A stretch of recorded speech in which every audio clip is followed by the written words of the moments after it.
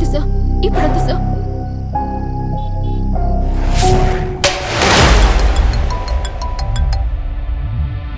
Hello, మా channel ఇంటర్వ్యూకి ఒక అపాయింట్మెంట్ ఇచ్చావు కదా, అది రిమైండ్ చేయడానికి. ఈ రోజు ముఖ్యాంశాలు. నడి వీధిలో అరుణ అనబడే ఒక యువతి అతి దారుణంగా హత్య చేయబడ్డం ఆ ప్రాంతంలో వారిని భయభ్రాంతులకు గురిచేసింది. నిన్ను ఇంటర్వ్యూ చేయడానికి వస్తానన్నది ఈఎంఐ కదా? అగ్ని, అరుణాదేవి మర్డర్ కేసును హ్యాండిల్ చేస్తున్నావని. ఎస్ సార్, కొంచెం తెలిసిన అమ్మాయి, so I have opinion called.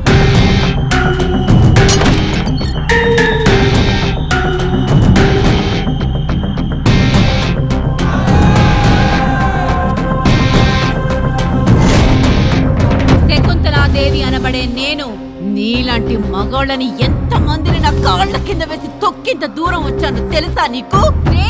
ఇలాంటి క్రూరత్వాన్ని నేను ఏ స్త్రీ దగ్గర చూడలేదయ్యా.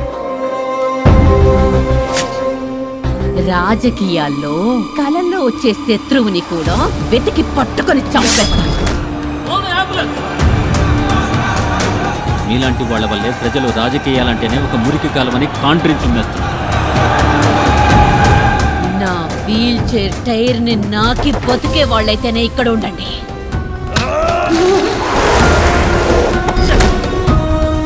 వంగి వంగి దండాలు పెట్టేస్తే వదిలేస్తాననుకుంటున్నావా? మీ కాకి చొక్క బలాన్ని తీసుకెళ్లి ఎవరైనా రాజకీయ నాయకుల మీద చూపించండి. నీ కళ్ళ ముందే యముణ్ణి ఒక ఆడదాని రూపంలో చూడబోతున్నా. మీకు అరుణ ఎవరో తెలుసా? అరుణ నాకెందుకు తెలీదు? మా ఇంటి మీద 4-5 సంవత్సరాలకు ఉంది. నా కూతురు లాంటిది. ఏంటి విషయం? ఆ పిల్లని చంపేశారు. తమ్ముడు ఏమంటున్నారు?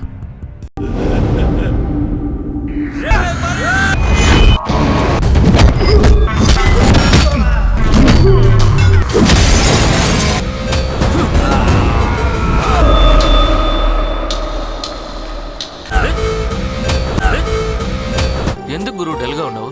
మన ఎక్స్పీరియన్స్ లో ఇలాంటి ఎన్నో కేసులు చూసాం. ఇదంతా జుజుబి కదా.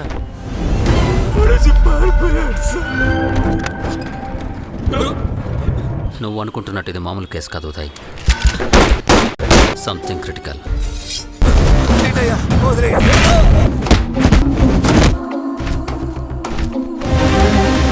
ఆశీర్వదించక్క.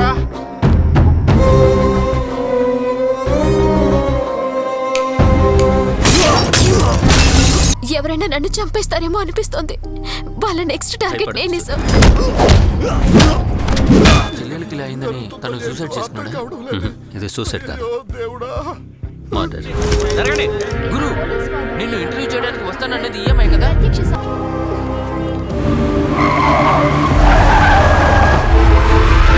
ఈ కేసు వెనక ఎవరో ఉన్నారు, వాళ్ళని ఖచ్చితంగా కనిపెడతాను సార్.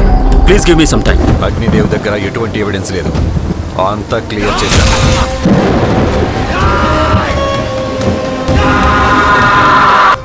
ఇలాంటి నా కొడుకుల్ని నడి రోడ్డులో నిలబెట్టి కోసి కారం పెట్టాలి.